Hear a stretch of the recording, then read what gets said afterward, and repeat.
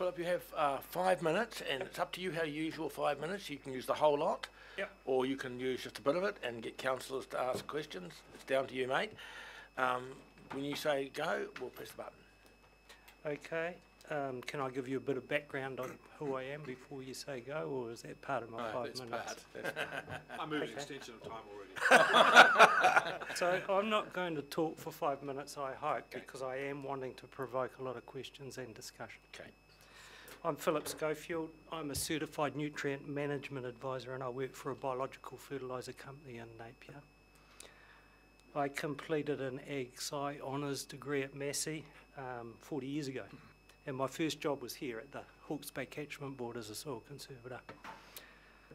About 20 years ago, I went back to Massey and completed a PhD. And I did research on the interactions between plants, roots and soils and the bugs that live in that rhizosphere. During that time, that research taught me that we know hardly anything about soil and soil microbiology and the way soils and plants talk to each other. So my submission to you is about the need to manage our soil better. If we really want to make a difference to the quality of our groundwater and streams and the rivers in Hawke's Bay and the quality of the food that we produce, we've got to look after our soils better than we currently do. It's pretty clear that we need to reduce ENP loss off our land. And we're in the middle of that, or nearly through that, in the Tukituki area. We can reduce nutrient loss from our land by reducing fertiliser inputs, but that's not a happy situation for most farmers. They can't see how they can reduce fertiliser inputs and maintain production. Let's explore how we might increase production and income while reducing fertiliser inputs. Just need to find a way to make that happen. Look at that. The modern agricultural system rely on supplying luxury amounts of fertiliser and nutrients, and usually results in the need for increasing amounts of fertiliser and nutrients, and also patches like herbicides, insecticides, fungicides to fix the problems that we're causing by our imperfect plant nutrition.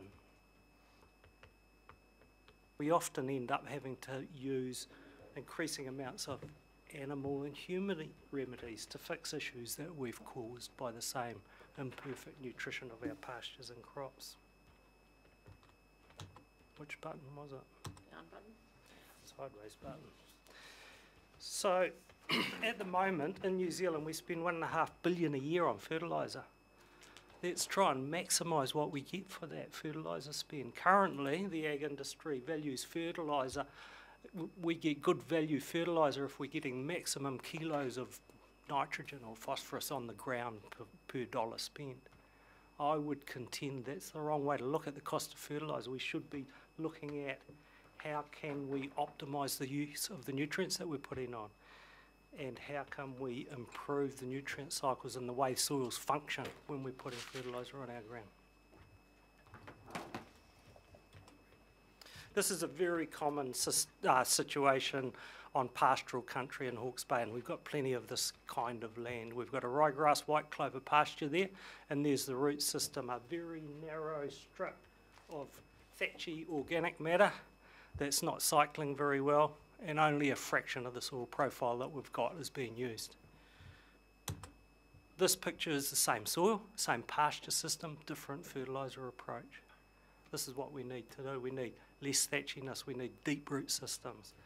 We need to be storing carbon in the soil. Like we are there, it's quite evident, it's going darker. The roots are going deeper, we're cycling the nutrients. So it's easy to see, if you compare the left-hand side with the right-hand side, which side's going to be cycling nutrients, storing nutrients, supplying them to the pasture better. And the only difference, again, between those two pictures is the fertiliser program. Same pastoral system, same climate, same soil.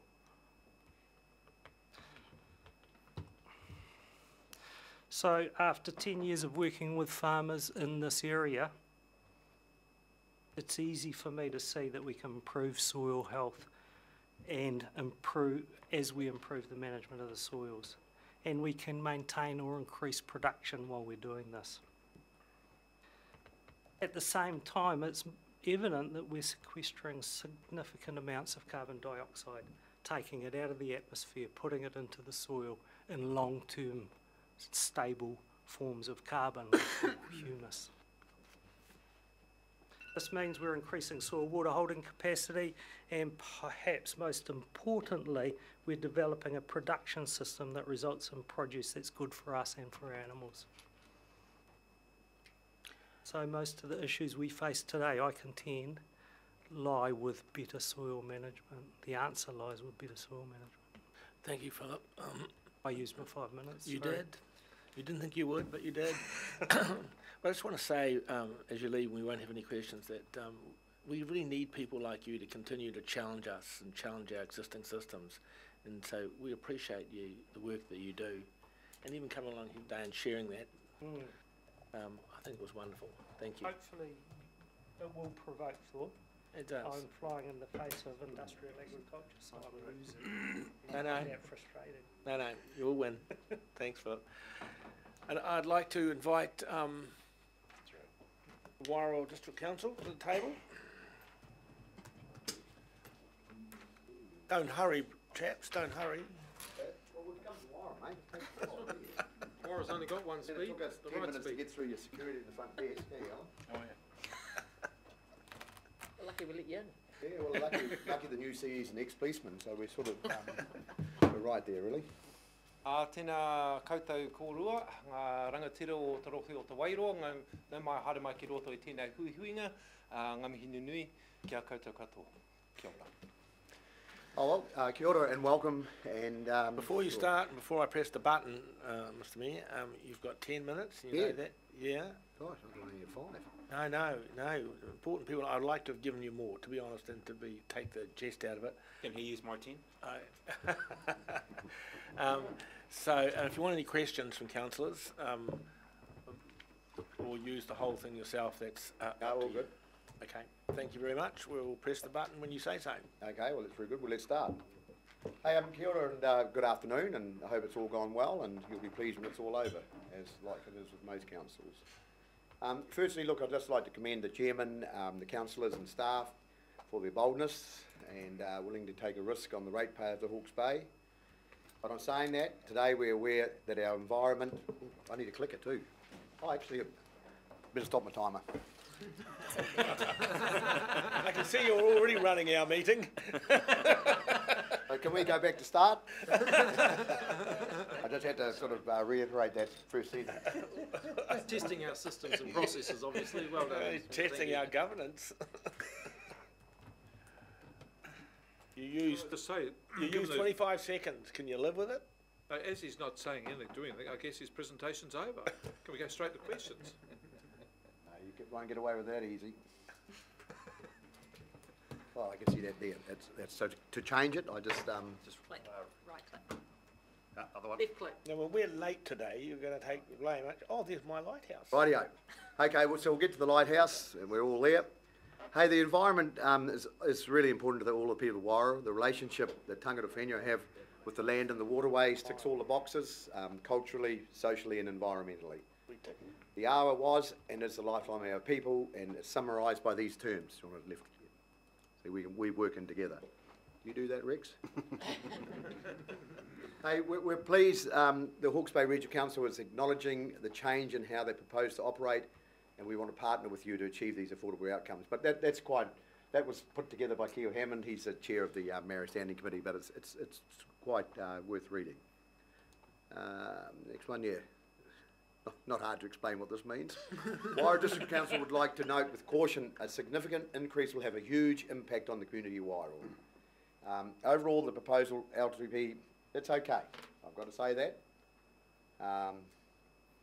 But the rate increase will be hard hitting. And remembering we had a one-off 10% increase last year, but that actually wasn't a one-off. It is still there. Again, this year, plus another 19%, I think it is for your projected, is that right, for this year? This would be more adjustable and plausible for Wairoa if we had better guarantees Wairoa will be a major beneficiary, and that's what we need as a Wairoa community. This recent ad, I've spoken to James about it. This what worries us when things go like this. This was in our paper last week. It's got all the planting dates for Hawke's Bay, but Wairoa's not on there. Yes, James, you said there's planting happening in Wairoa. Our community doesn't know that, and we'd like to be included in this. And this is the doubt we have. So it's probably bad timing, but please, we are part of Hawke's Bay. Next one. This water map, we saw it last year. I brought it to you at the same time for the annual plan. Wairoa has a large majority of the water, whether it's your lakes, your rivers, your rainfall, your discharge to sea. So, we feel like we are a big part of this whole of Hawke's Bay, and therefore we support anything that improves our water quality. Once again, I put this up last year, the proportion, we're about 30% of the Hawke's Bay mass. We believe Wairoa has been treated previously by a population base, i.e. per capita, rather than the actual proportion of the Hawke's Bay landmass that we are, and we believe we are quite significant to the overall environment of Hawke's Bay. We encourage what you're doing with the restoration of our ara and waterways with riparian planting. I encourage the Hawke's Bay Regional Council to take the farmers on this journey of restoration. Don't come down on them like a ton of bricks. The gentle approach, we totally support the selective planting of unproductive farmland and look at ways to enable Māori land to become more productive. And remember, farmland isn't the only contributor to erosion. Lots of my farm look like that. Actually, that's a pretty good looking farm. It must be my farm. So, it doesn't all end up in the river, forestry. We do not support the mass planting of pine trees. We've seen the devastation caused by bulk planting of pine trees it had on the east coast. Communities lost forever. Despite what many believe, forestry isn't as environmentally friendly as you hear. I encourage the Hawke's Bay Regional Council to be active in the monitoring of harvesting of forests, because this is still happening. Now, this is happening down the road about 4 or 5 k's from me at the moment. And you guys are well aware of it, and it needs to be stopped, because there's just a river just below that, or just below that there, and we know what's going to happen next big rainfall. Tangata Whenua. Hey, we encourage the Hawke's Bay Regional Council to continue their capacity to work with Tangata Whenua, ensuring meaningful relationships. This is essential in local government, and even more important in the Wairoa district due to our population being predominantly Māori. Now, you've demonstrated that at Whangawaihi. That was a great, that's just got the whole community on board, and with partnering with us as well. And I think we can do a lot of these good things together. And let's not be shy. Let's talk with the Tangata Whenua from the start, not at the end. Civil defence. Wairoa District Council supports the consolidation of civil defence and emergency management funding under the regional council rates. This approach completes the recent shift to regionalising in civil defence and emergency management operations, in line with national best practice, which has improved capability and capacity to respond to emergencies across the region and provides better support to the Wairoa district. So that's a good initiative. Thank you. Tourism. I read yesterday in the Hawke's Bay Today the majority of submissions oppose reducing the tourism funding. Please take notice of this, especially you guys against it.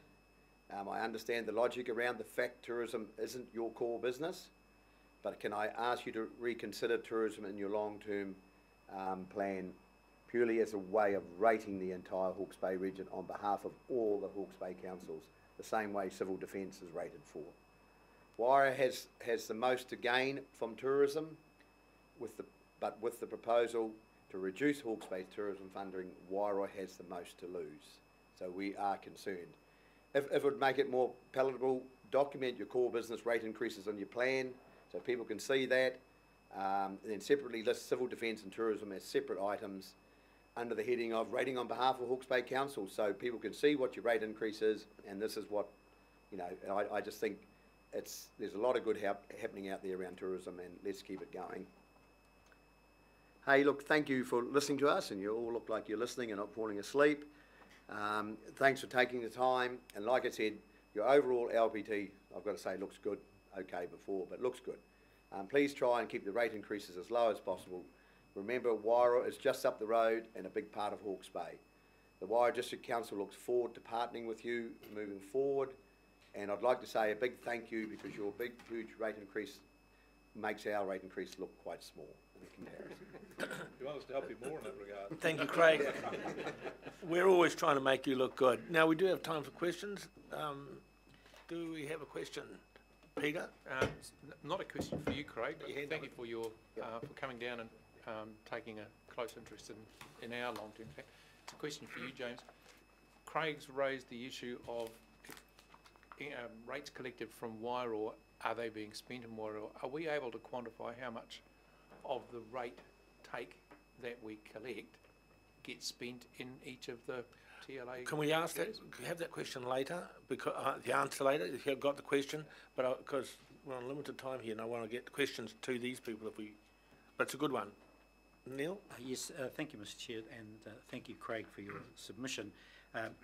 The significant part of your submission comments on environmental issues in relation to our plan, and you make a number of comments about, if you like, the absence of regional council presence and ownership of the district environmental issues. Can I ask you then, in the spirit of partnership, as to what your council is going to do about stormwater discharge consents that are non-compliant and stormwater discharges that do not even have a consent, that find their way into the important Wairoa River, which obviously you value greatly. So tell me what you guys are going to do about very significant non-compliance with your resource consents for discharges into the river. If I could reply on behalf of the Mayor, I've been there 15 weeks, so my knowledge is limited. But what I've seen is a really good, authentic partnership with the Regional Council. We're looking for their support. We're also looking for their guidance. We're truly over this issue in the sense of treating it seriously, but we've gone out to consultation with our community for our new wastewater treatment plant and had a whole community approach going forward. So we are part of the solution, but there are many factors to that. So totally that is our number one priority, and we're getting feedback from our members of the community daily on those issues. So where we are failing in some areas, we're putting our hand up and saying, how can we improve? And stormwater is an issue, can I just say, for every council around the country, and let's be honest, you know, the things have moved, the goalposts have moved. Well, Napier City keep telling us the same story, that we're all bad and therefore we won't do anything. Yeah, but one good thing, Neil, Wairoa's a hell of a lot smaller land mass of people in the one place, so please don't compare us with Napier or someone like that. Guys, we've run out of time in this process, which is a bit challenging. I thought you'd give us a bit more, actually, Rex. I would have, but I've got a little list in front of me, and I'm such a good Presbyterian boy, I obey the list. And if I don't, we'll be here till 7 o'clock tonight, Craig. But in moving you on, I would say that we do need to have more collaboration and more discussions like this, which take a couple of hours and not just 10 minutes.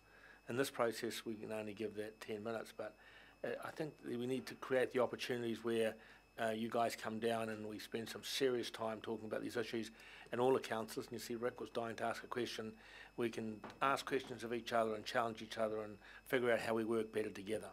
So thanks for driving all this way for 10 minutes. Can I suggest, Chair, that instead of them coming down, perhaps we could go up there? In whitebait season? Yeah. Yeah. You know, that'd be good. That'd be good. Yeah. For you. And our chambers are always available for your meetings. So, no, we'd love to see you. And as I've said before, that offer to use my farm for riparian stripping an example to other farmers, quite happy for you to lead by example. So, yeah. Thanks. Appreciate that. Thank you. Okay, thanks, guys. Business Hawke's Bay.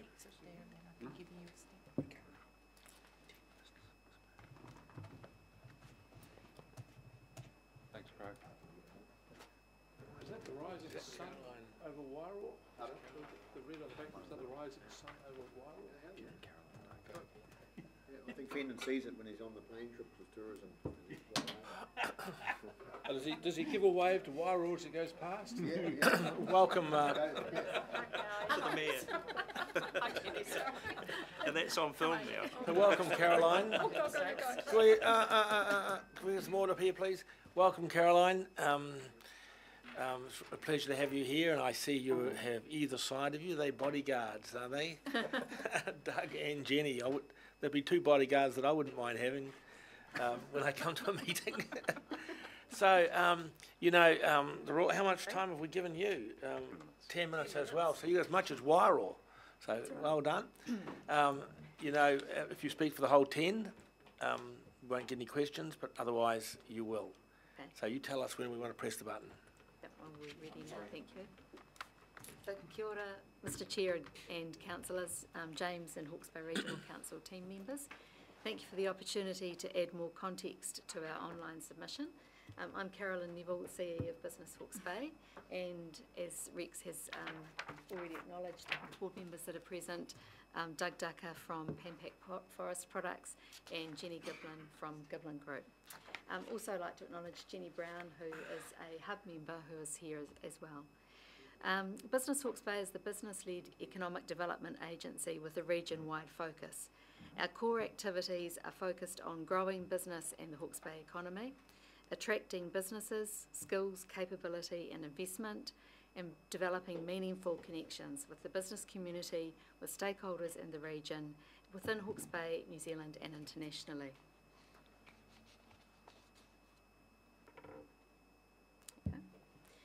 Okay. Business Hawke's Bay operates regionally. We focus on business skills and investment attraction, supporting the capability and growth of Hawke's Bay businesses, and we're engaged with the Matariki Hawke's Bay REDS, the Regional Economic Development Strategy. We've been engaged with that from development through to implementation. We collaborate with multiple agencies, the 5 councils. The hub is a collective of 18 business support service agencies who are co-located. And we also collaborate with national agencies such as MB and MFAT, businesses and others. We're about establishing meaningful connections and delivering tangible results that link to the Hawke's Bay Regional Council vision of a prosperous economy. Just a quick overview of Business Hawke's Bay over the past 7 years.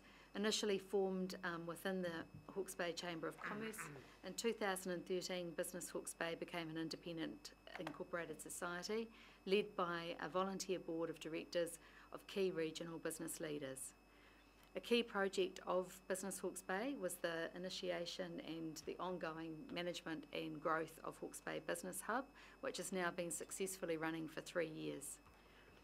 Over the last 2 years, Matariki, the Hawke's Bay Regional Economic Development Strategy, has led to a period of uncertainty for Business Hawke's Bay. In 2018, we've refocused, we have a clear role and strategy, and in 2019 and 2018-19, we're now into delivery and looking into the future. Just to summarise our journey, we are business-led. We are a business-led regional economic development agency. We do have a focus across the region, just as the Regional Council does. We continue to support new and existing Hawke's Bay-wide businesses that are wanting to grow and or to develop capability. Where we are now is that we're rebuilding after staffing changes and a period of uncertainty, but where we're going is the most exciting part, where we're looking to scale and sustain what has been achieved in the past. So we're looking at the hub as an area for business hub for growth and continuous improvement. We're looking to deliver strong results for Hawke's Bay. We have programs that promote innovation, productivity and agility through many of our hub partners. And we're looking at sector development and strengthening connections and capability, particularly in the agribusiness sector, food and beverage, through things such as the Taiwhenua Food Hub, where we've been involved with the steering committee, a Future Foods conference that we have planned for later in the year, in the tech, design and innovation sector, and startups, new ventures. And we're becoming, at the hub, much more engaged with the new opportunities with Māori business. So a quick summary of some of the key achievements over the past few years and more recently. The Ice House, the Business Hawke's Bay was instrumental in bringing the Ice House to the region. It was led by Business Hawke's Bay board members. The Ice House have now been here 5 years and in collaboration and continuing to increase business capability and growth. Some statistics that have just been worked through by the Ice House is that 676 new jobs have been created through the work that they do in their programs, 26% year-on-year revenue growth in the businesses that they work with, and also multi-million dollar export growth. We have strong support structures. We have a vibrant business hub community where 18 agencies are co-located. The hub over the past 3 years, and particularly in the last 6 months, has progressed from being a facility where the 18 agencies are co-located to being an active, engaged and more engaged with the business community, and certainly working to grow that as well further. We've successfully supported the Jetstar bid by the region and also the arrival of Jetstar into the region, growing the pie for both Jetstar and focused on growing the business travel pie for both Jetstar and Air New Zealand with the business connectivity project that was supported by councils. We have new programs which are addressing unmet needs. Hub Connect 123 is one of those. Step one of that is the hub check-in. We've had 114 check-ins to the hub in the last 3 months, and that's a qualified lead that's given to either hub members or referred out into the business community. We have the business starter. We've had 114 check-ins with 273 referrals from that. The business starter program has had 64 new businesses. This is the green businesses who are just at idea stage or formation. They're not yet able to access any of the other service agencies that exist within the hub. And so the idea is to build their capability and development and move them forward so that they're then able to access other services. And in support of that, we've also started the Hub Club, which coordinates events across the hub, as well as adding in our own mix of events that support the startup businesses. That Hub Connect 123 has been piloted, and with the support of Business Hawke's Bay and the Hawke's Bay Regional Council. We're building the startup business community through targeted activities such as the new Coffee Talks program, which is successfully running over the last 2 months, with an average attendance of 20 to 24 people at those events. We've had some high-profile projects in the recent 12 to 18 months, assisting Xero with their expansion. The hub was a base for their recruitment and training program, and we had Fingermark Global's relocation. We're also a membership of Think Hawke's Bay Collective, which is focused on the attractions, the attraction of business or expansion of business, attraction of investment, and attraction of skills, people and capability. We work closely with Think Hawke's Bay as a collective of Hastings District Council, Napier City Council, Wairoa District Council, Central Hawke's Bay District Council, Hawke's Bay Airport and Napier Port. Just a quick summary of the attractions, and which is a key area of work for us. Again, highlighting the business, people and skills capability and investment. Some of the programs that we're working on in that are the Agricultural Field Days 2018 under the Think Hawke's Bay banner, which has been led by Business Hawke's Bay and Hastings District Council. And the proposition around that is promoting the region as an agribusiness destination, attracting people, skills and business, investment, profiling the region and the destination, and also sector development, so strengthening the relationships between agribusinesses who are already located in the region. We have a function tonight which we're facilitating with 24 of those agribusinesses attending. We've developed a presence in the UK migration-focused media, targeting UK residents, and skills attraction-focused media targeting highly skilled job seekers. We support and offer meaningful connections for business relocation, expansion and job creation. A very recent example of that was Be Pure, who've relocated or who have established a new operation, which is labs in the region. So that gives you a summary, not just us talking about ourselves, but others talking about us. So from Ben Warren, who's the founder of Be Pure, 5 jobs created in the region. Those are technical, laboratory-based jobs. From Xero, from their national and local teams, 15 to 20 new jobs were initially established in the region, with that showing continued growth as with their new customer experience team centre, call centre in Ahuriri. And also Kay Claremont from Pahiwa Farm, which is a sheep and goat dairy relocation to Hawke's Bay, which is pasture to value added product. And also Jeff Ross, the CEO of Moa Brewing. We've had a good relationship with Garage Project and several other breweries through B Studio. Future activities. So just a 38 seconds left. Oh, these will be very quick. So, rebuilding the team in an agile structure to meet the regional partner and business needs. We've developed a strategic partner with Soda Incorporated to foster startup businesses. This is a nationally funded program.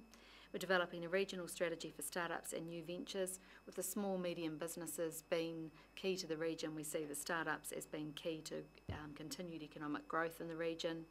We are in the process now of establishing the landing pad in Auckland, which is a two-way connection, Auckland to Hawke's Bay and vice versa. And that really gives you a good summary. Well done. Thank You you very much. Ended on the bell. So we didn't get a chance. That was a very all-encompassing address, and thank you very much. And Doug and Jenny didn't get their moment in the sun, but you looked very glamorous there, so that was fine. I'm all right about the previous presentation of Craig's, actually. So thank you very much, team. Do you think we could have them come along to CNS so we can ask them some questions? I think that's probably a good idea. We probably need to hear from you at a different forum and ask some questions and get to know things a little bit better. With all due respect, this presentation we had today is more of a show and tell than a representation on the plan. So we'd still like to have the show and tell and have some questions, but we need to create another moment to do that. Sure. So thank you very much. Thank you. We're in a bit of a process today, as you can imagine. I don't know what it's like. Thank you. Thanks, Jenny. See you, mate. So, Wairoa, Taiwhenua, are they here? I'm sure you could. We're just going to wait. They might come, so we'll move. Is the Gisborne, Gillian Ward here? Oh, she is. Yes. Would you like to go on now then?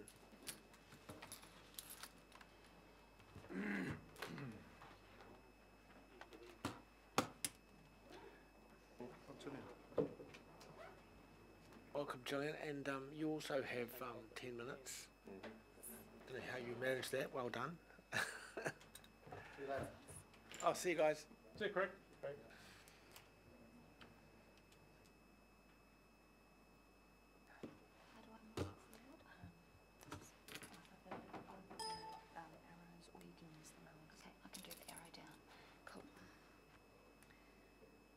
So, I'm Gillian Ward and I'm representing the Gisborne Rail Action Group, and thank you for the opportunity to follow up our written submission this afternoon. The Rail Group was formed in Gisborne in response to Kiwi Rail's turnaround plan 2010, which included the proposal to review the operation of the regional railway lines. We were asking Kiwi Rail and the government to retain the Napier to Gisborne railway line and asking them to promote the line and increase rail freight on the line. In 2011, Kiwi Rail modernised the railway line by lowering the track in one of the tunnels to allow the 40-foot high cube containers to travel through the line, and they ran a test train. And they also appointed Steve Wetherall from Wetherall Transport Gisborne as the Gisborne agent for Kiwi Rail. And with those two initiatives, rail freight really boomed from Gisborne. Steve Wetherall Transport was the freight forwarder, and he was running 3 trains a week like this with produce in the 40-foot containers, as well as general freight running directly to Napier's export port. Unfortunately, the rail line had only 4 months to show how well it could run in this new environment with enthusiastic promotion before we had a severe weather event in March 2012, which caused some washouts on the line north of Wairoa, and Kiwi Rail assessed that the line was uneconomic for them to repair. Freight would have continued to build, but it really was just the beginning of the operation, and it wasn't established long enough for most people to realise its true potential. Despite the damage to the rail formation, we believe the line is repairable and reopenable. The Gisborne Rail Group has appreciated the support from Hawke's Bay Regional Council over the last 6 years with our goal to reopen the line through to Gisborne. Now, we're reading your Facing Our Future long-term plan. We note that the plan provides for a commitment of $1.5 million in year one to support central government policy and their $5 million in funding to reinstate the Napier to Wairoa rail line. We commend the Regional Council for this plan. However, we note that this proposal indicates your commitment to only reopen the line to Wairoa. We're requesting moral support rather than a financial commitment and asking for reopening of the line through to Gisborne in your long-term plan.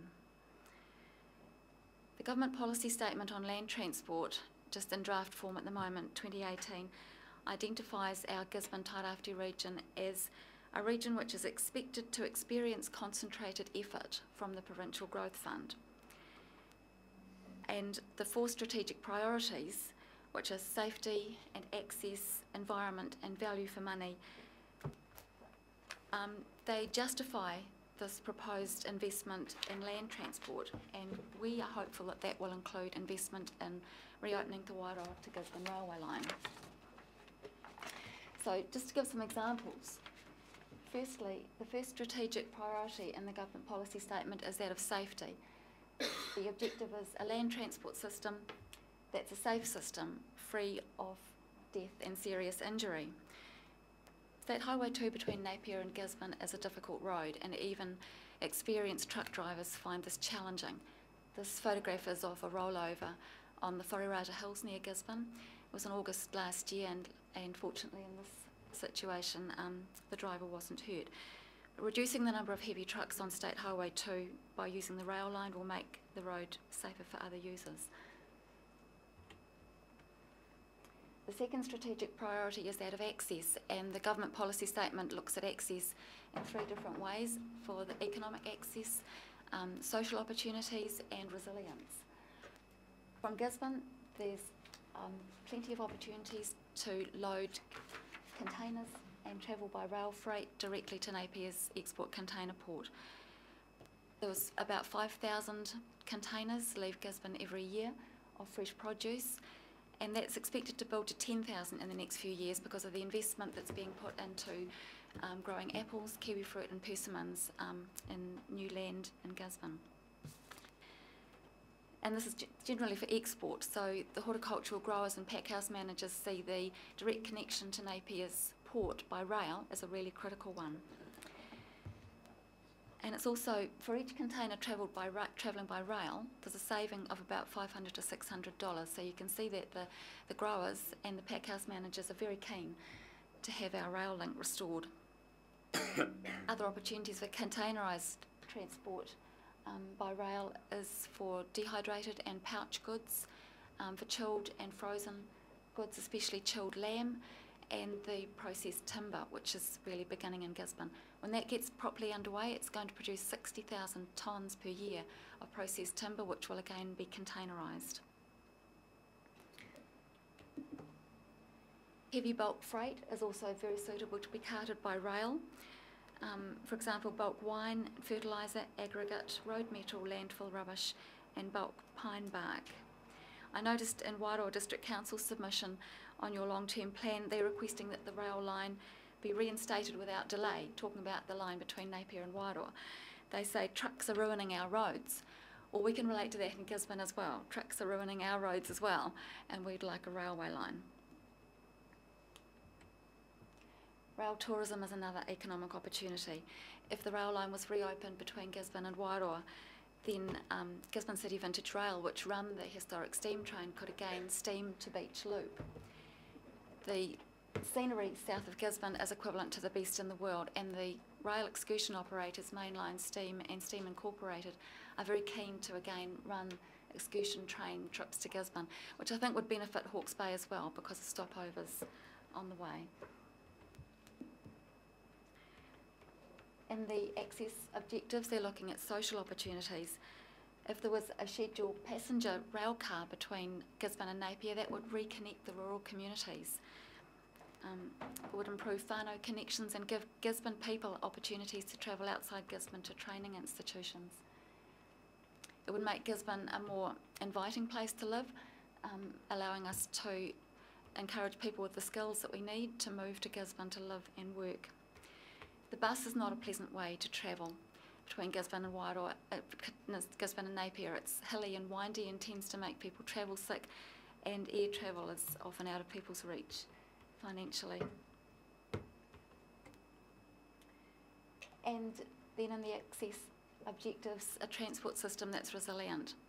There are several days every year that State Highway 2 between Napier and Gisborne is closed because of slips. Depending on road alone is a real vulnerability. Another land transport option creates resilience. So the horticultural growers need resilient and secure land transport to get their fresh produce to Napier's export port. The government policy statement, their strategic priority of environment, has as their objective a land transport system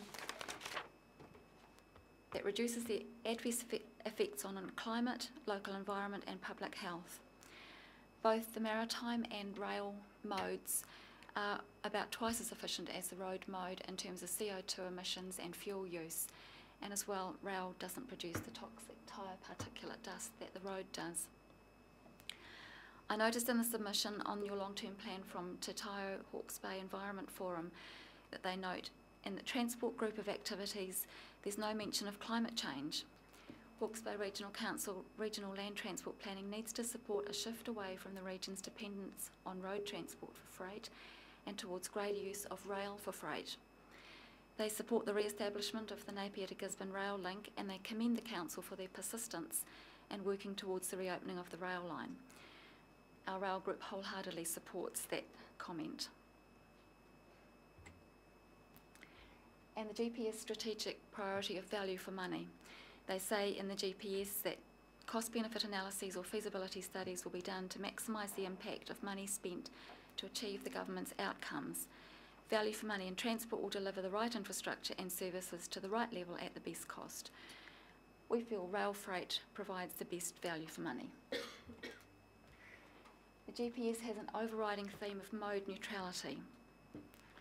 That means considering all the modal options, including multimodal options, when identifying the best transport solutions to deliver transport outcomes.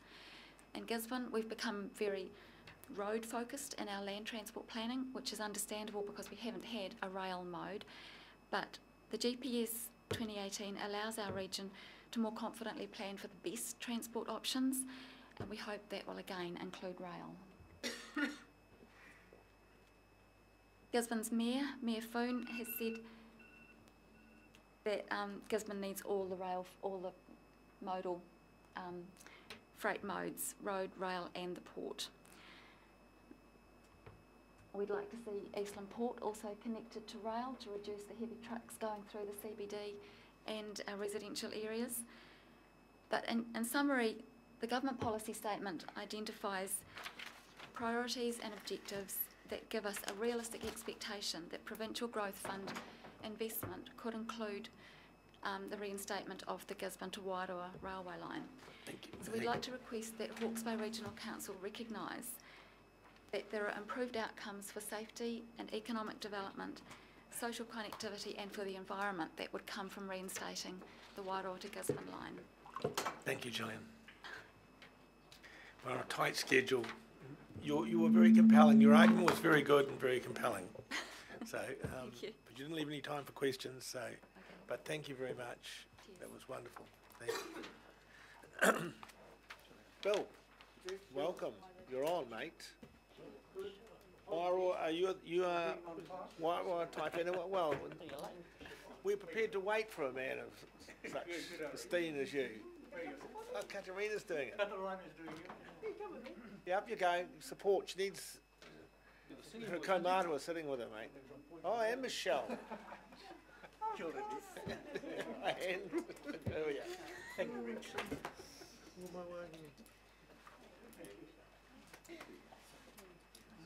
Up the front.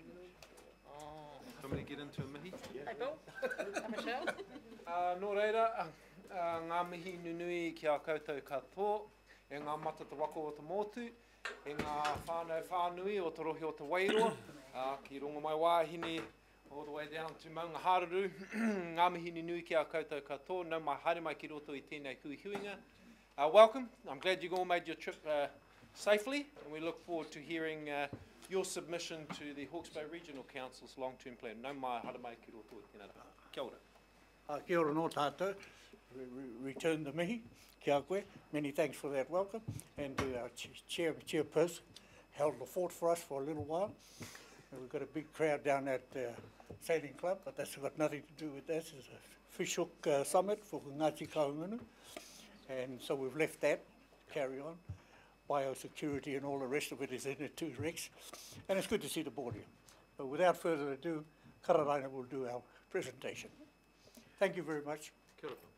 Katarina, so you're in charge here today, are you? You're in charge? Boy, you got the big guns sitting on either side. So, it's a pretty tight process, unfortunately, and I'm glad you've come down for the fish hook process as well, conference as well, because we have 10 minutes, and you can take the whole 10 minutes yourself, or you can take less and get people to ask you questions. I recommend you take the whole 10 minutes. I got grumpy councillors as it is now, so they might as well stay grumpy. Okay, when you're ready to go, we'll press the They weren't grumpy before that. You've certainly done the best to make them grumpy. Right, you ready to go? The floor is yours. Nei rā, te mihi kia koutou. I aku rangatira mā, tēnā koutou, tēnā koutou, tēnā koutou katoa. Ko whakapūna ki te maunga, ko te Wairoa pūpū ho ningi, mātangi rau te awa. Ko Ngati Kahungunu te iwi, ko tāki tumi te waka. Ko Kahungunu te tangata. Ka hara mai mātou, mai te Taiwhenua o te Wairoa. So greetings to everybody here. Our landscape at the moment, we're in treaty settlements. It's changing our aspirations and expectations as well as tangata whenua. Therefore, the proposed increase in rates and its purposes, while it is timely, look, the Māori people throughout our region are not just tenants only. We're property owners, we're farm owners, we're environmentalists, we're business people. We'd like to see more consideration and commitment to the Wairoa community, the well-being of our environment. Whilst there's always a financial component to everything that happens with the environment, we feel like the GDP has forgotten about the environment. Has that been factored in? That's a question from the Taiwhenua, even though that was not in my submission. So the Wairoa Taiwhenua seeks the support for the restoration of papatuanuku. That's the recloaking of our lands. At the moment, we're going around the rohe, workshopping the people, educating them around recloaking the land. It's called the Kahutia Accord. So the Taiwhenua wants to be included, to have a voice. We want the opportunity to provide hapu plans and iwi plans to you, so that future development has our considerations.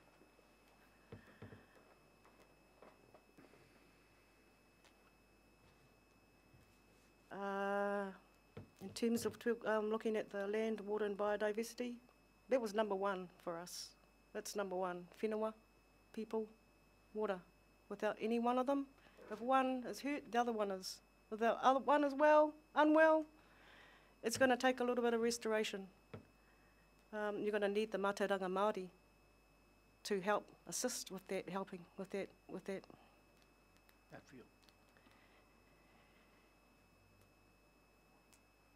The Wairoa Taiwhenua with the support parakore as well. We want to leave a small footprint, less carbon emissions, clean air, clean water.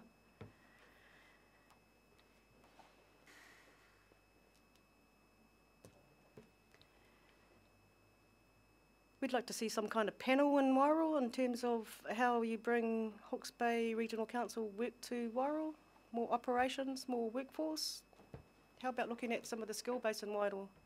There's been wānanga, there's a lot of people with PhDs and masters in Wairoa that would love to utilise it. So if you're looking for a skill base, it's there, just put it out. Put it out through the right organisations such as the Taiwhenua, such as Tātou o Te Wairoa, such as all the Māori organisations there.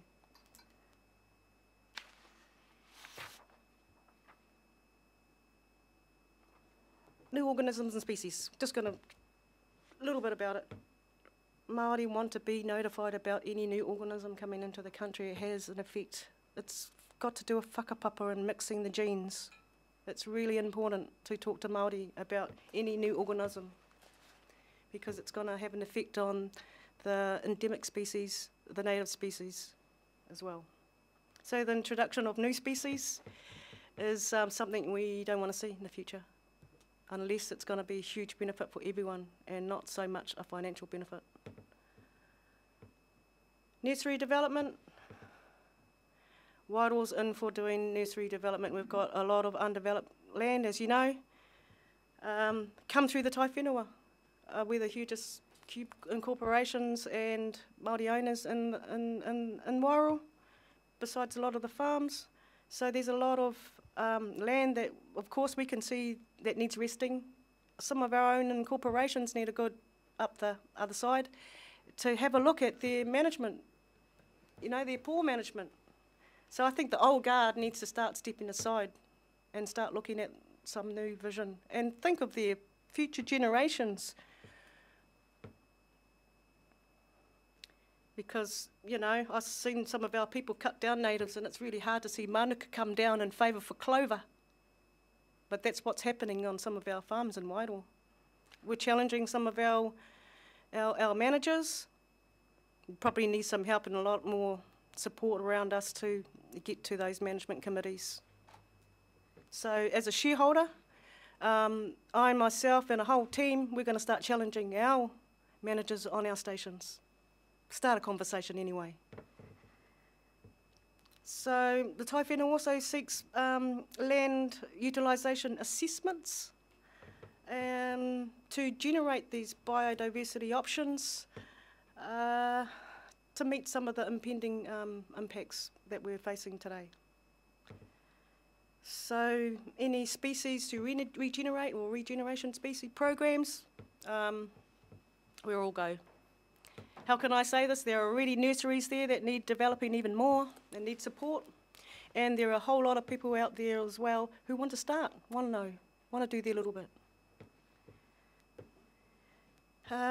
We realise you can't just plant a seed and expect the tree to grow. We know that pests are going to be a huge problem, and yes, of course, we're looking at that. And we're also looking back at our own whakapapa to find, we're trying to find solutions for herbicides and pesticides, but it's already home. So hopefully we can look at some science. So sit around the science team with Māori to try and bring our gaps of knowledge together. Partnerships for change. We're into partnership. We work with 35 marae, incorporations, ahu whenua trusts, whānau trusts, private landowners, iwi organisations, plus all the agencies. So it's been great having an even more deeper dialogue with the Hawke's Bay Regional Council. Thank you. We have representation on the Māori committees, of which we really push our members to bring our issues here. And I know that our issues are brought to the table. Thank you, Michelle. Sustainable homes. Wairoa's in for the heat smart sustainable homes, except we just don't know enough about it at this stage. So a bit of a workshop, if you could come to Wairoa to explain that to the people. There's at least 200 homes that could have their septic tank changed because we're having problems with our Wairoa wastewater. They're going through a new consent, as you know. But we also want to check out for the people who are living out rural let's look at an eco toilet, bio-composting toilet option. But for our main there was something else about the heat smart I wanted to talk about. I think it was to replace water tanks. Wairoa needs that, to replace water tanks, leaking water tanks. Solar panels. Have you seen your power bill lately in Wairoa? I don't know how people can live in Wairoa. It's quite a struggle. So solar panels would be great for heating as an alternative. Solar wind. Subsidised. I'm going to move on to the next one. Hope 10 minutes isn't gone. Civil defence. Okay, civil defence. 1 minute. Okay, okay, civil defence. Yep, come and see us. We want to engage more. We realise where our coastal problems are. Yeah, we'll look at the coast first. Because we're all whanaunga, we'll go to the place which is the safest place to go to. Otherwise, we'll stay where we are so long as we've got kai and things like that. But yes, we need to have a corridor with the civil defence people. Do we want to pay more? I'm not sure. If you could sit with us a bit more. I suppose, yeah, we'll put that. Next one, funding agency. Yep, I see, we do see the potential. We find it's favourable that you borrow more. Get it done fast. Quick, hurry. Working with tangata whenua. Yes, tautoko, the need for stronger representation in decision-making, policy, constitutional development, all of that. As you know, over 70% of the population in Wairoa is Māori. So, here we go. We just really want you to work with tangata whenua. Okay? Can I just summarise it? Ka ora te whenua, ka ora te wai, ka ora te tangata. So it's just something we learned today at the Fish Hawke Summit. If the whenua is healthy, then the water is healthy. If the water is healthy, the people are healthy. Thank you, team. We didn't have time for questions. I'm sure there's lots of questions. I'm really sorry that we only have 10 minutes in this process. But our council is trying really hard to engage tangata whenua at all and mana whenua at all levels. So this is a bit of an aberration that we can only give you 10 minutes. But before you go, I just want to say that I spent not yesterday but the day before in Wairoa, and what is impressive about Wairoa is the enthusiasm, and it's coming from the females of Wairoa, driving. And we know because we get these repetitive emails from Michelle driving us to do certain things, but it's fantastic, and we need to react to that enthusiasm and help. James, give me a note here. The Maori Committee, yeah, we're coming to Wairoa the next time, so that might be an opportunity for. I know you two are definitely being there, and Bill will definitely be there. An opportunity for 12th of June. 12th of June. Ruataniwha marae. Yeah, Ruataniwha marae. So we're going to pānui that wide, now kumara wide, to make sure that Ruataniwha marae is full. Oh, well, that'll be great. So, okay, thank you very much, team, and you can go back to the official. But there was just one more thing. There's just one little thing, and it's actually quite huge. There's a word called Mauri, M-A-U-R-I. It is the life essence. It's our first breath. Te hei mauri ora. It's our first breath. It's our last breath as well.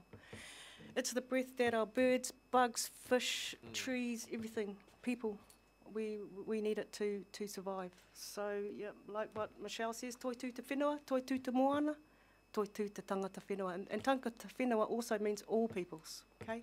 Not just Māori. Thank you very much. With that, I'd like to send out a big shout out to everyone for coming here today to listen to us and make time for Wairoa. And we're just going to head back to the Fish Hawke Summit. Ngati Kahungunu is here in Napier.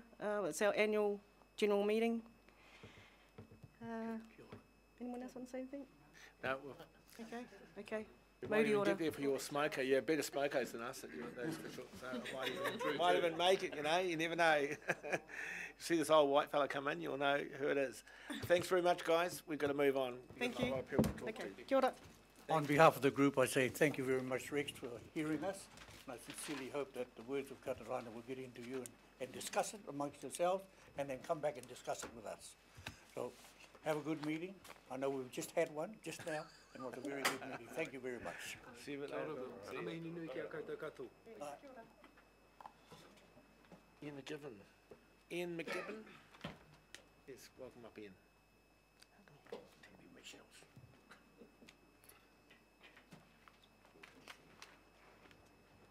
Thank you for listening.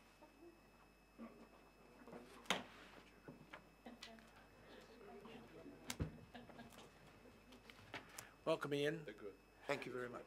So now we have a very tight schedule, and you have 5 minutes to get your message across. 5, I was given 10. We'll see how we go, because it's an important message.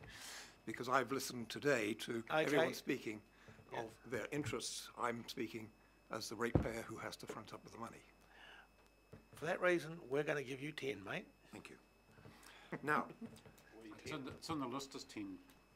yeah. That's why I did it. My principal concern is the massive proposed increase in rates, and therefore I'd like to talk to you about that increase being reasonable, fair, and justifiable. Now, in my particular case, the proposed increase in general rate is from $61 to $141. Now, that's an increase of $80 or 131%. It's massive. And given that the rate of inflation for 2017 was 1.6%, that's an increase in excess of 80 times inflation. And given, if you prefer, the local government cost index, which was an increase of 2.2%, then it's 60 times the local government cost index. The levy increase is less, but it is nevertheless an increase of $89.55, or 40.43%, which is 30 times the rate of inflation and 25 times the local government cost index. And it's not a one-off. It will be there next year too, and all subsequent years, and it forms the basis for future increases. Under no circumstances could such an increase be deemed in any possible way reasonable. It's grossly excessive. No commercial organisation could dream of raising prices to that extent. Why is it that local government thinks that ratepayers have bottomless pockets? At age 78, I'm a pensioner. My pension rose by $8.36 a week. That was to compensate for all of last year's increases. You're proposing to take 25% of that increase.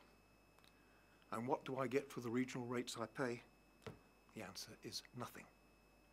You provide no services to me personally or to my property. My rates go to the general good, as do the rates levied on others.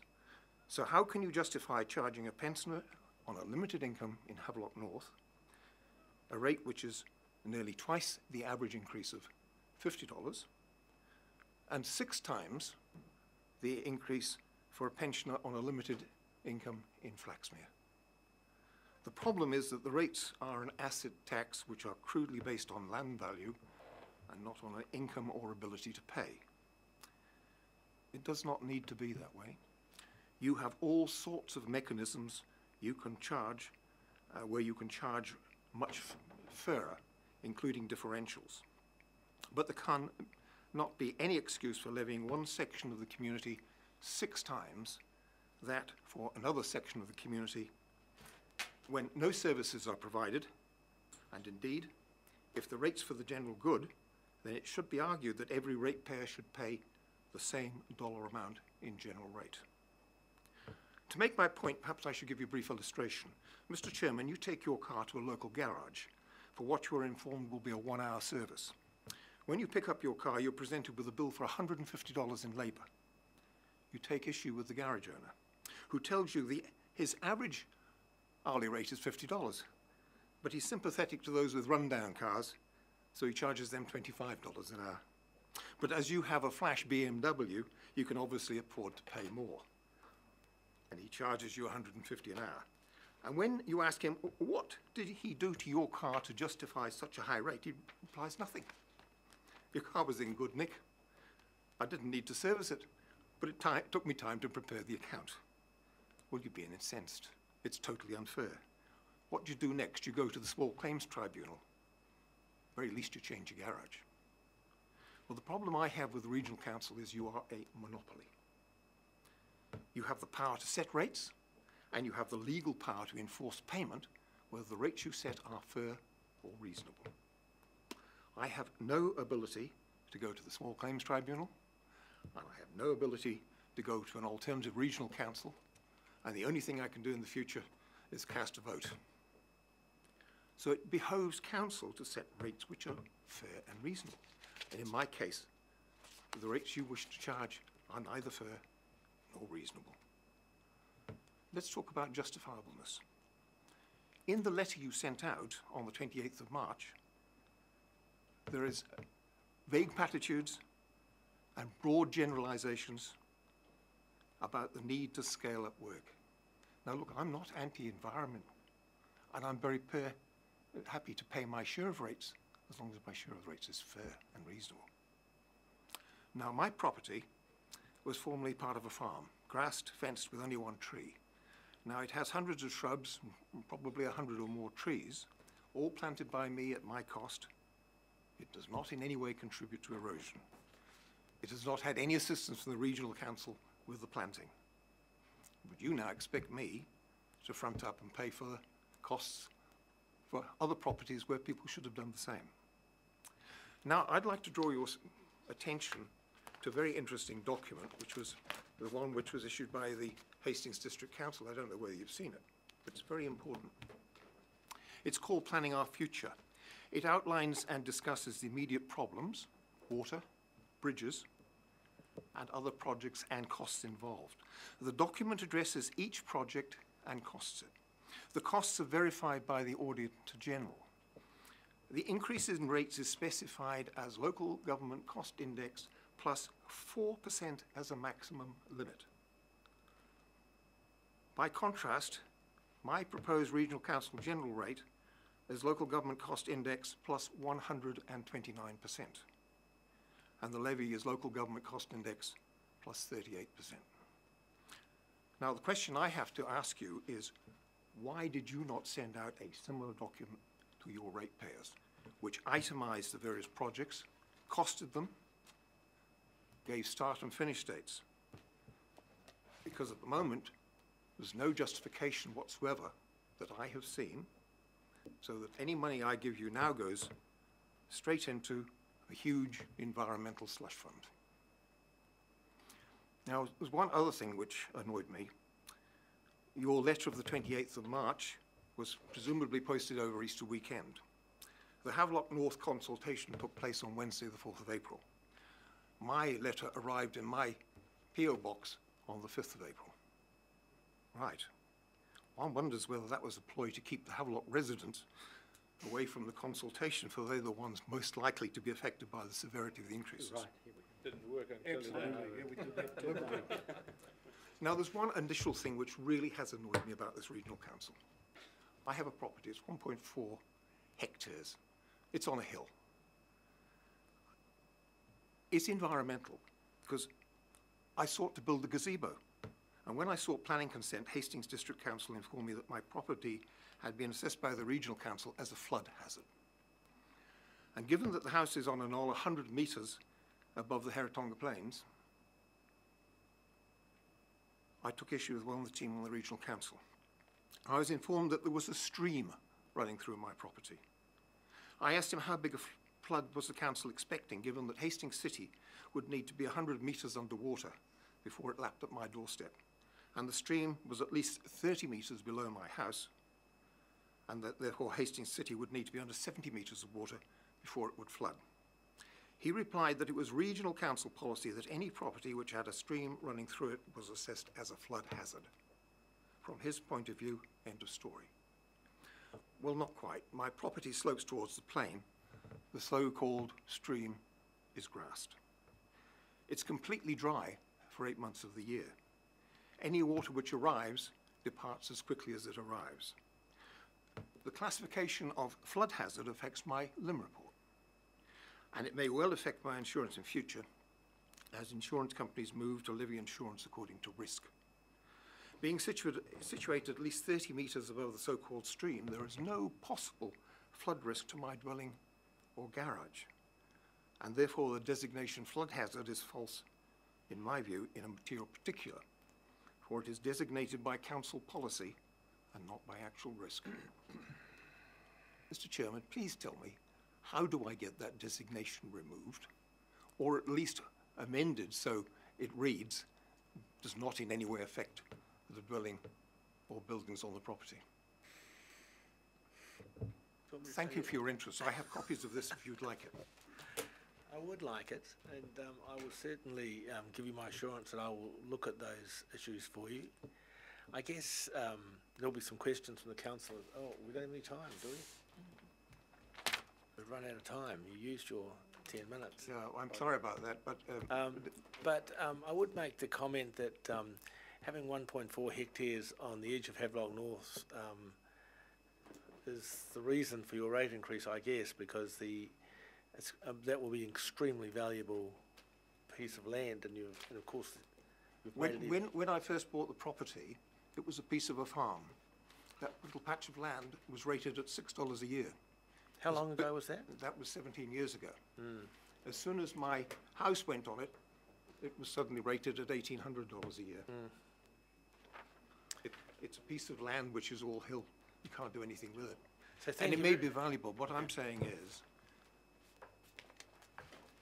it doesn't. It's an asset value. It doesn't reflect. I mean, the money that comes in this year is disappearing so fast with rates, yours and district, telephones, fuel, supermarket, you name it. And you might say, look, it's only $100 a year. But $100 a year is significant when you're living on a pension. That really frustrates me, because Mr. McGibbon, you could quite easily sell your property, release the capital, and go. No, we won't, Paul. We won't have a debate. No, thank you very much. Can you please send that stuff to James and I, and we will, and we'll have a look at it. And I give you a promise that we'll definitely come back to you on those issues. And thank you very much for your presentation. Thank you very much for we need wake-up calls like that, and you did it really well, and you could tell by the silence. Thank you very much. Okay. Good analogies. Now, we have Thank you. Hastings District Council. We're late. Oh, we're running late. Oh, well, shit, these guys long. Oh, we've got the councillors along too. 20 minutes late. Oh, you're late. We are. Good afternoon, all. We've got a couple of slides on there. Yep, somewhere. John, you're not joining them. Your name's on the list here, mate. So welcome, guys. Is it? That's today.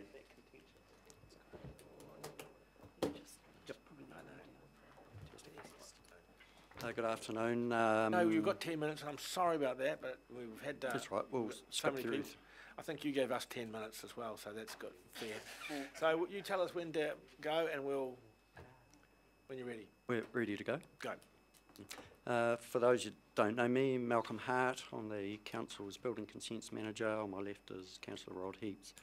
We're here because we're keen to show our support and I guess solidarity for your Sustainable Homes initiative. We're keen to see that continue, and if at all possible, to see it extended. Our kind of passion, if you like, for sustainable homes is around insulation. We've had a long-held view that the current building code standards for insulation is not as high as it should be. We've lobbied government, the previous government, a few times on that front.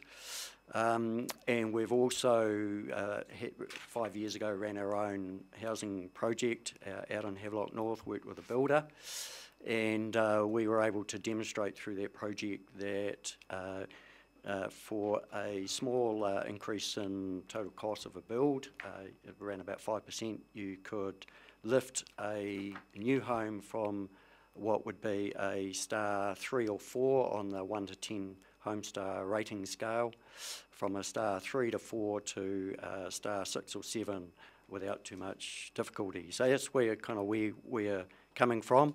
We're keen to work with your your staff, your team that's involved with the Sustainable Homes Initiative to see if we can explore ways of working together on promoting not only insulation but anything else that would help go towards improving the quality of sustainable quality of our new home stock. We kind of noted that the government has provided ongoing funding for the ECA grant, the ECA Sustainable Homes program, which was really pleasing. We're keen to have some ongoing discussions about how we could work together to try and hook into that. We've been having some discussions with the public health team at the District Health Board about working together on some local housing projects. They're on board with us, and I kind of think there's an excellent opportunity to move forward if we can kind of come up with some sort of way of developing an incentive for some sort of grant scheme to promote increase in insulation standards in new homes. And the reason why the primary reason why we're interested in doing that is that if you look at the kind of insulation program for existing housing stock, most of those programs are going to be limited to improving insulation in the ceiling and underfloor. Very difficult to get into improving insulation of walls after a house is built. So it just kind of seems to make sense to us to look at opportunities for increasing housing insulation in new housing. I'll kind of demonstrate that by, if I can look at, yep. So on my left is the climate zone, insulation climate zone for New Zealand. There's 3 zones. Obviously in the South Island it's the higher zone. It requires a higher insulation value in homes because it's a lot colder as opposed to up in the far north. And as I say, we've felt for a long time that the New Zealand insulation standards in the code, building code, not as high as they ought to be. And if you compare the table down below there, the Australian standards, I think it speaks for itself. This is just a snippet of the Australian standard table, but you can see in the roof, 4.1 for most of Australia, 6.3 for New South Wales, whereas even in our higher zone, we're talking 3.3. So we kind of feel that we are really kind of missing the game there. We're kind of doing some work ourselves around how we could promote sustainable homes a little bit further. Councillor Heat's going to talk about Eco Design Advisor scheme.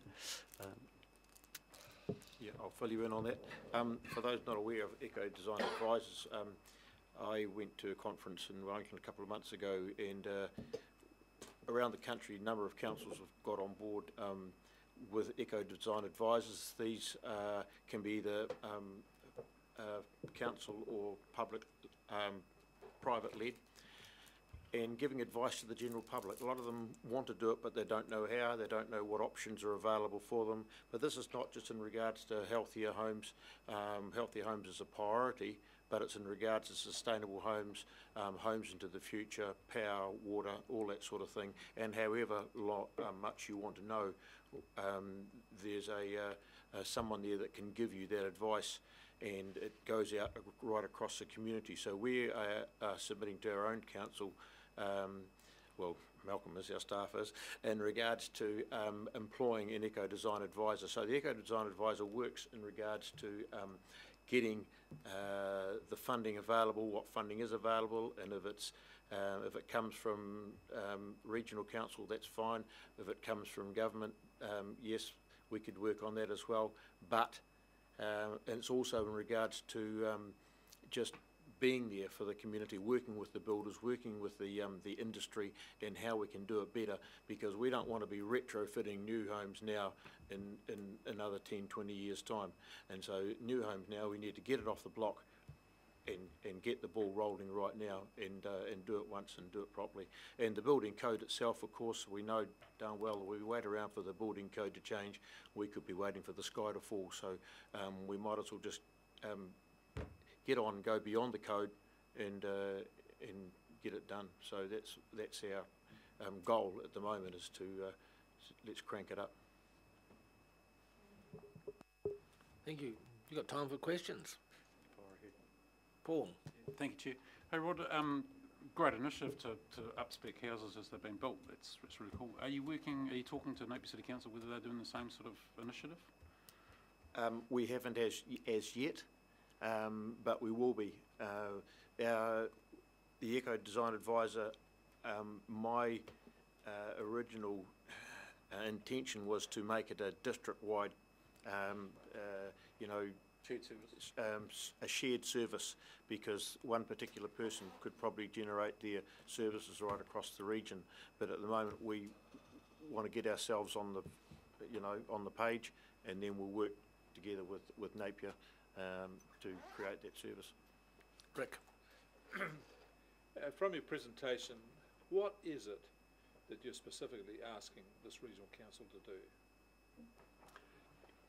We'd just like to have that ongoing discussion with your team about how we could work together to continue promoting your sustainable home initiative. If there was opportunity to access grant funding or some incentive funding that you could contribute to a project or two to try and kickstart, stimulate some ongoing work around improving insulation in particular in new homes. That's what we're looking for. Any other questions? Tom. We got a presentation yesterday, I guess it was, from DHB. Nick Jones also focused a lot on healthy homes. It does seem like there's a space here that requires a bit more collaboration amongst all the various parties. There seems to be quite a bit of interest these days in sustainable homes, and most people are starting at the insulation point. We're also interested in water. We would think Hastings should be interested in grey water use and water storage, residential water storage. Is that part of your picture too? I think that's the wider picture. The opportunity here initially lies at subdivision stage, looking at the standards, the housing standards at the subdivision stage. If we don't tackle it there, it's very difficult to come in after that. So are you definitely doing that in your building code? Is that a given? Well, we're kind of hamstrung by the current building code. The law prevents the council from imposing standards above code minimum, but working alongside developers and builders and in the community or building consent applicants is in a voluntary way or in a supportive way is the best we can do at this stage until the government changes the code. And thank you, Malcolm. We have been working with DHB on this as well. Thank you, Malcolm, and thank you, Rod. Thank you very much. Thanks for your presentation. Sorry it was so brief. Clearly, there were some more questions around this interesting topic. It's the opportunity to come back and talk at a later date. Yeah. Thanks very much. That's just a no-brainer. Sarah. Chair, Yes. are you intending to deliberate this afternoon? No. Sarah Taylor? Yes. Welcome, Sarah. Very welcome.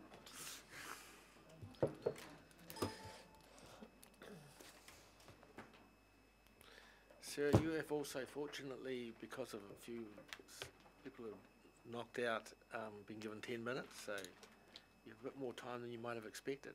No, that's good. Thanks very much. We've got Anne in the audience too, so we can go straight on to Anne. Yeah, we were moved up from 3 to 2:10. Yes, I know, so you got 10 as well. Good. You did well. Thank you, Sarah. You can Okay. Well, good afternoon, everyone.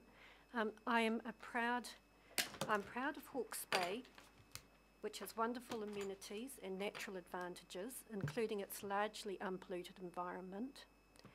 Gains in scientific knowledge and technology mean that we are well placed as a community to deal with environmental issues, as highlighted in the Council's plan.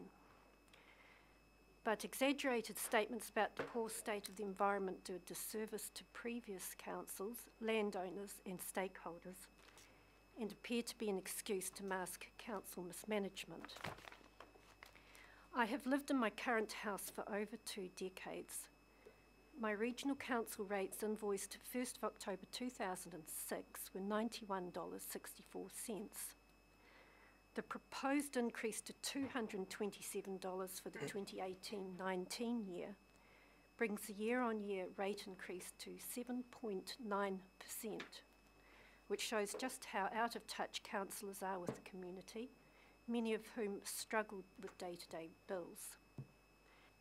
The council has a fiduciary duty to ratepayers to manage its financial affairs prudently, but recent decisions seem a shocking waste of ratepayers' funds, including 1, the write-off of $19 million on the Ruataniwha Dam, rather than seeking legislative change to allow a land swap to allow the dam to proceed.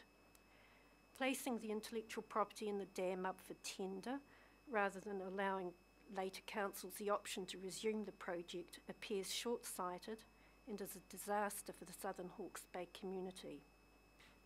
2, retaining constitutional law specialist Chen Palmer to assist the council in the Havelock North water contamination review at a cost of over $600,000, granted that no legal advice is ever cheap.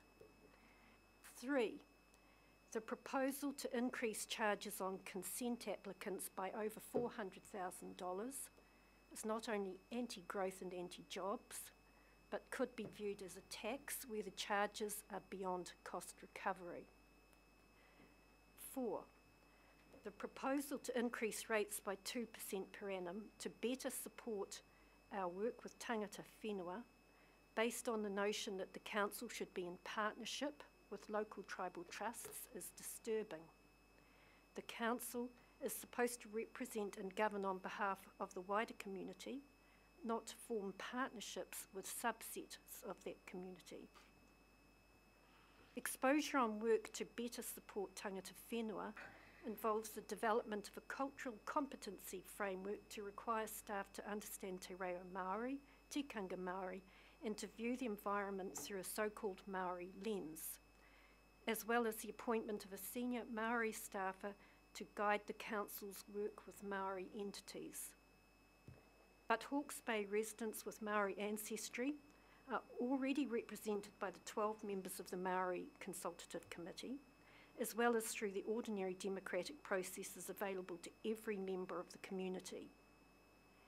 And members of local tribal trusts, which also represent members living outside of the region, are also represented by the 9 appointees on the Planning Committee responsible for all major council decisions.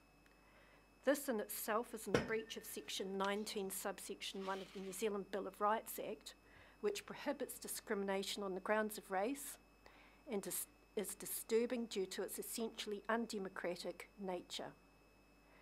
Where the tribal appointees vote en bloc, this amounts not to so-called co-governance, but to the tyranny of a small minority of the community.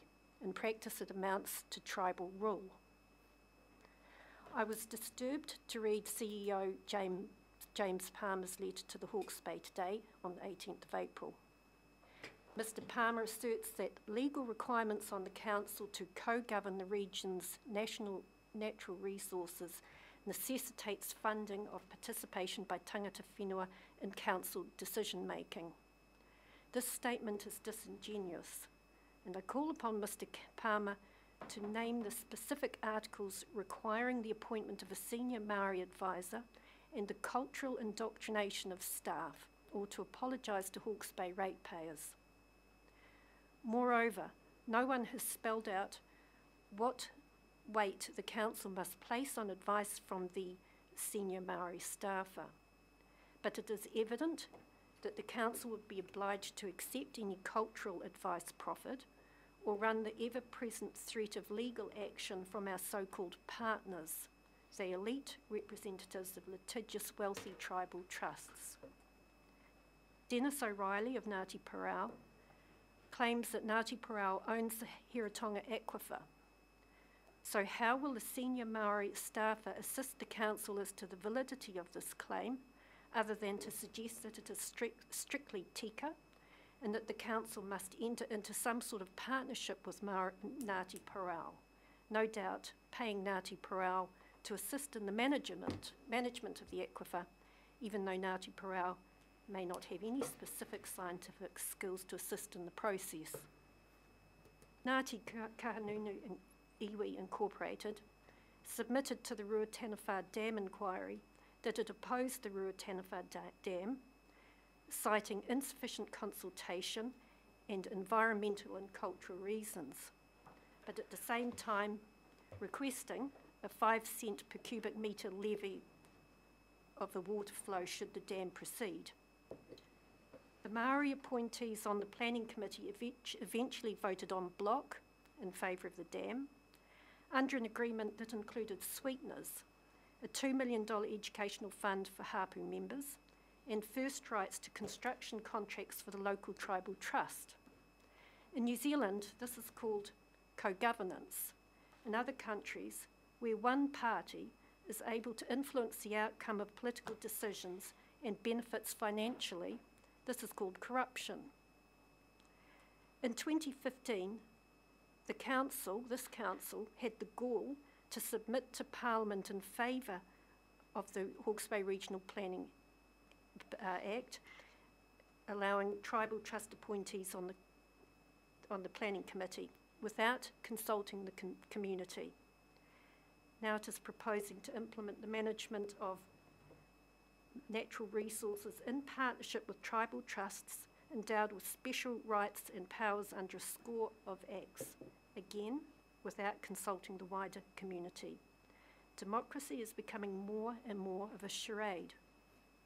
So all I can say is that the public doesn't like separatism, doesn't like race-based privilege, and I would invite the council to take note of that. Thank you. Thank you, Sarah. We appreciate your views, and I guess the fact that you're able to share your views shows that democracy still is alive, at least a little wee bit. Certainly. So we won't take any questions, and thank you very much. Because I think the questions could go on quite a while. That's absolutely fine. Okay. Thank you very much.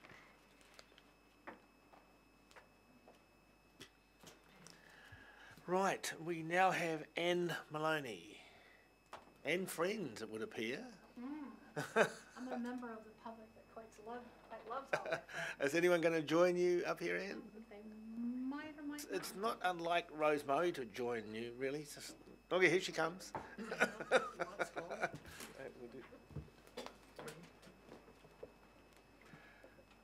I please ask that we have absolutely anything else behind us but this photograph? Oh, yeah. Please? And I'm looking at it right there, and I really... It's traumatic for you, is it? It will truly put me off. Turn it off. Tēnā koutou, ngā kānuhi oro o torohio o Hiratonga no Ahuriri katoa. Nā mahare mai ki roto I tēnā huihuinga. Tēnā koutou, tēnā koutou, tēnā koutou katoa. Kia ora. So that one's still staring at me. We'll get rid of that. Put the extra. Tēnā koutou katoa. For those of you who don't know me, my name is Anne Maloney. I am of Polish descent. I was born in Paris, France. My father wanted us to speak English with an American accent. He spoke English with a Polish accent and wanted us to fit in. Little did he know I would live the majority of my life as a New Zealand citizen here and still not quite fit in when my accent comes into play. We thank you for this opportunity to speak. I've submitted under my own name, but I also represent Waimarama Māori Tours, which is a Māori cultural tour business in Waimarama. I'd like to start with the Hawke's Bay tourism funding issue, and I'm sorry that we weren't able to come to the joint presentation, but we were working. It seems that the issue at hand is to what extent HBRC is going to fund Hawke's Bay tourism. We're not arguing that you should collect the levy. It seems we're more arguing about how much of a levy you should collect. And I'm worried that this decision is to cut the funding is being made for the wrong reasons and without sufficient information. If there is a desire to keep the total rates increase under 20% and Hawke's Bay tourism funding is the easy target, then that's the wrong reason. And if the reason is that some councillors believe that the $900,000 of funding was a one-off commitment and others believe it was a long-term commitment, I worry about that. But mostly, I worry that there is not a staff evaluation report on the topic of Hawke's Bay tourism. Robert McDonald says often that when you are leading a group of people, they stand behind you. And if you do not stop and look back every now and then, you may find that the people are not with you anymore. This announcement on your part that the funding would be cut has created healthy debate within the tourism industry. The tourism industry provides jobs for quite a large segment of the community. In many cases, it's a place for new entrants into the job market to cut their teeth, to be able to move on to other jobs. For others, it's their profession, and for many, it's also their passion. I have worked with Waimarama Māori Tours for 10 years. In the beginning, we had to bring a map of the North Island with us when we met with inbound tour operators to try to get into their international booking pipeline. We had to sell Hawke's Bay before we could even begin to sell a Māori cultural product in Hawke's Bay. Hawke's Bay was not a tourism destination. Only with the concentrated efforts of Hawke's Bay tourism over the last years did Hawke's Bay become a place inbound tour operators viewed as a viable region to book international tourists to. Without the marketing of Hawke's Bay as a whole, as a regional destination, individual Hawke's Bay operators have a difficult time selling their products. Our business is primarily overseas visitors. Unfortunately, too many locals do not perceive Māori culture as being of value. Being noticed is a job that must be constantly worked at, and unless Hawke's Bay tourism is out there promoting and telling the world about Hawke's Bay on a regular basis, year in and year out, I fear tourism numbers in Hawke's Bay will decrease relative to other regions. You may not notice in the first year or the second year, but it's going to happen because another region promoting itself is going to get the attention of the travel industry. Tourism is an important part of the Hawke's Bay economy. Waimarama Māori Tours employs dozens of people seasonally from Waimarama as well as the wider Hawke's Bay area. The business is community-based and holds cadet programs and wānanga to enrich the community. Tourism is only a part of what Waimarama Māori Tours does. It enables us to maintain the private family-owned Hakikino Conservation Reserve for the benefit of all. That is true of so many tourism providers here in Hawke's Bay. There is a give back to the community that will lessen and in some cases be lost if numbers to Hawke's Bay don't grow or hold. The issue at hand seems to be not whether HBRC should collect the levy, but how much of a levy to collect. And it always comes down to the messenger. I believe that unless you as councillors have your own staff person providing you with an independent analysis on Hawke's Bay tourism and allowing you to see and hear about what benefits are being derived from that investment, you can't be making well-informed decisions. And in my view, this is a job that could be given to an existing staff member. If you had your own staff member, then your requirements for updates and getting your questions answered would be an internal process. That would put you in a position to make an educated decision. I humbly submit that none of us know whether we are getting value for money from the Hawke's Bay tourism investment. Those of us in the tourism industry don't even agree about the answer to that question. We need to have strategically structured discussions where both the HBRC, councillors, and the tourism industry representatives can communicate their concerns and find practical solutions to outstanding issues. However, this needs to happen once we all have access to much more information about just what is being invested in. The amount, whether it's 1.8 million or 900,000, is a significant enough amount that HBRC and all ratepayers should have access to a staff-generated economic analysis. To make this impactful a decision about funding cuts when we don't even know what HBR staff member would highlight in a paper to councillors would be short-sighted in what is called a long-term plan. I would suggest that the decision about the reduction in funding should be temporarily shelved while a staff member puts together an analysis of the Hawke's Bay tourism budget. Now I'd like to turn to the working with Tangata Whenua. I support the idea that HBRC should better partner with Tangata Whenua. More should be done to help Tangata Whenua protect and enhance our environment. It is also imperative that HBRC strengthen the cultural competency of its staff to avoid problems and mistakes that will end up causing more trouble and harm than is necessary. If staff is culturally aware and respectful and really takes on board the importance of the part Tangata Whenua play in our lives and on our lands, then hopefully we will think before we act. And it is important that HBRC partner with the many different groups established to represent Tangata Whenua. Always going to the same group or the easy group isn't enough. In order to embed the message of cooperation and environmental remediation, HBRC can't only partner with the easy groups. They must also ask the ones who disagree with you. Just because you don't include someone doesn't mean they go away. And we just don't need any more Craggy Range track debacles. Thank you very much for your attention. It's very much appreciated. Thank you very much. And we have some time for questions, and you're the last one, so we have quite a bit of time. I have a question that I'd like to address to you, Robert. We've had a lot of discussion around Hawke's Bay tourism and Māori tourism, and some contention whether Māori tourism shouldn't be funded directly from us or as part of the monies that we give to Hawke's Bay tourism. So, or whether it should be under the one umbrella, which is Hawke's Bay tourism. So what is your view on that in the first instance, and what is your view on how helpful have Hawke's Bay tourism been to a Māori tourist endeavour such as Wairoa? Two parts. Okay, thank you.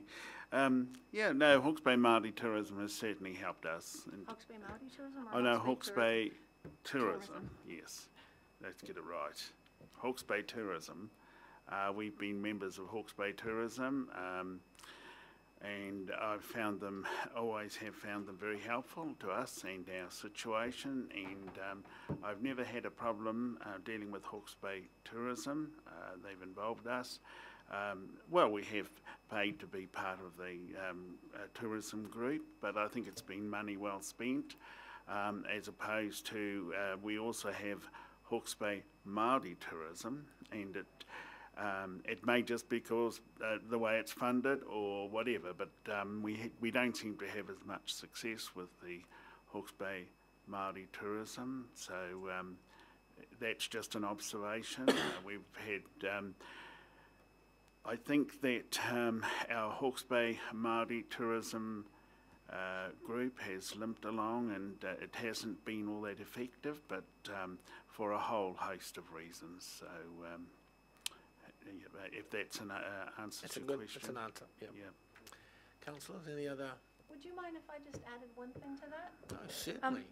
What we all rely on is this network that goes outside of the world, and that's a network that gets primed on a regular basis by people going out and visiting, and it's very much based on relationships.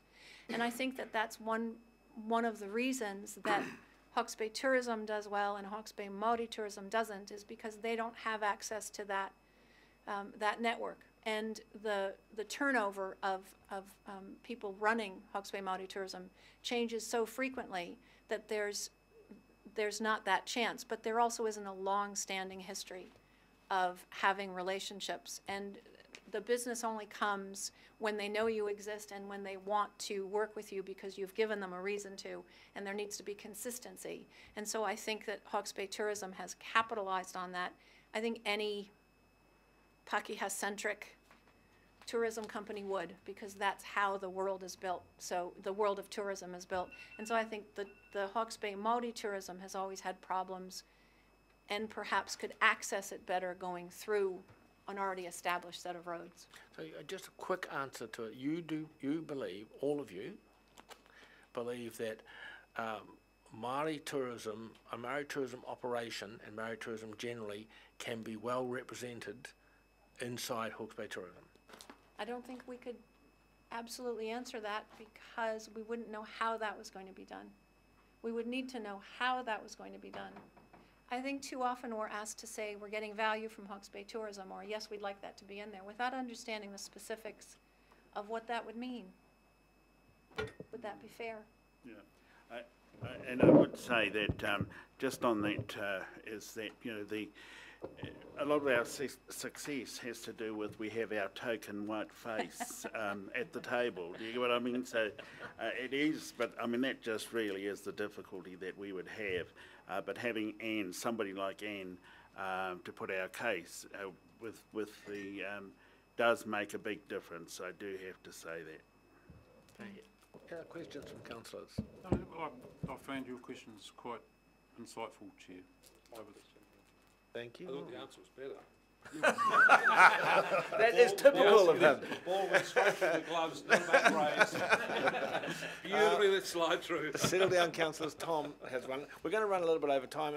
If you have had your time, so if councillors do leave, that's fine. you have to understand that. But we're used to having people leave. But some others might want to pursue these things. Now, Tom. Yeah, Anne, in your proposal, you write the following. Councillors may have intended this reduction in funding for a while, and Hawke's Bay Tourism may have known about this for just as long, but the fact is that many in the wider industry were only made aware when the 10-year plan came out for consultation.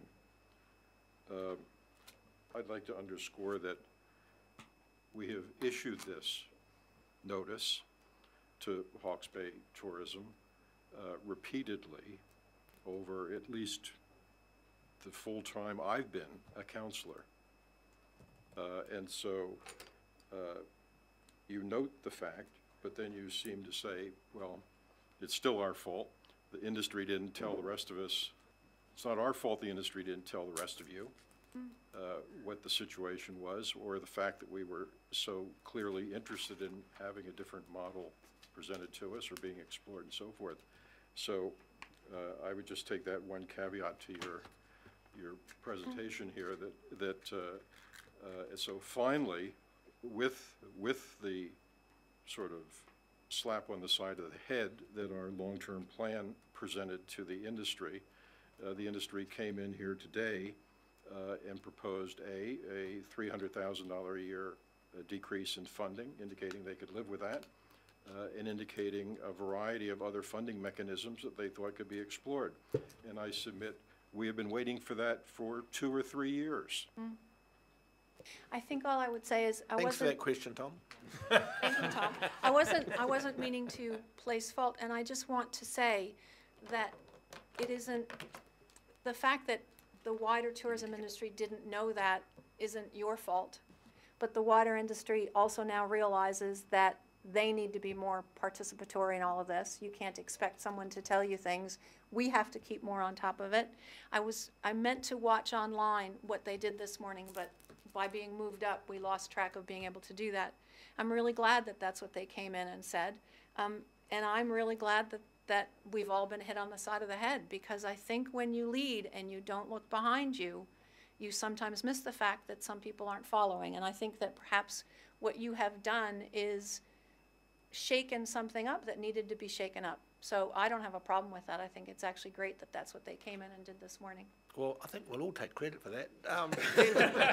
Thank you, Chair. Just I disagree with Councillor Balfour on the basis that until it was in the long-term plan, it wasn't real. I mean, if Hawke's Bay Tourism tried to decipher every little snippet of good advice I've had over the last 3 years around this table, we'd be all over the show. So until it hit the deck running, and that was our preferred option, then it was real. So I disagree with Councillor Balfour. We're going to end on that note, otherwise we'd go on all night arguing these things. So thank you very much for thank you for coming in. We really appreciated that, and thanks for stepping up and I'm very happy to pay the 19.5 or 21%, because I think someone's got to pay. So me personally, I'm saying I'm very happy to pay the extra. since you had to hear a lot of people say they didn't want to. Oh, we didn't actually hear that many. I'd be very happy to be. Thank you, guys. See you, Robert. One thing, Right. take a good long look at that photograph because we'll never see it like that again. You knew we couldn't leave without somebody saying something about that, right? Fair enough. We're working on it. Okay, we'll thank you, team. We're going to call this meeting to an end. I especially want to thank you, Api, for stepping in. You were quite incredible. I thought Mike Mai was good yesterday. I've got to tell him that... He's fired. Not quite fired, but he's going to have to step his game up. What did Mike say the other day about the old net? Oh, sorry. Something about retain it as long as you can? Well, no, talking about a new net. I've just been informed that technically we are not closing the meeting, we're just adjourning it till tomorrow. So where we will work through these issues one by one, and that's when the debate can start. So do we have more submissions tomorrow? Or is that No, that's it? that's it. So just making time tonight. So Go to bed, think on it, deliberate, and come back tomorrow morning, refreshed and revigorate. I go to bed to sleep. But you'd be welcome to join us tomorrow, but I'm sure you've got better things to do. But Actually, there is a gap in my calendar. Well, do you want to join us tomorrow? I might do. Yeah, I think That'd be it'd great. right. Thank Would you. that be I right? appreciate Yeah. the invitation. Yeah, we'd love you to have you along. 9 o'clock. 9 o'clock. 9 o'clock tomorrow. 139 pages. Here? Yeah, here. Well, thank you. Go through the poll again. When do we tell the old net?